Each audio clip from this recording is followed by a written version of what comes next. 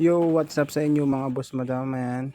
Raymond Works na naman po. Nagbabalik sa inyo dahil ilang buwan tayong nawala, walang upload. Ayan, ay tayo na yung nagbabalik. Sa ating pagbabalik mga bossing, meron pala akong binebenta dito na pure galvanized na sidecar na gawang bakara. Ayan. So pinapatinda sa atin ng ating kaibigan na isa nating subscriber. Ayan.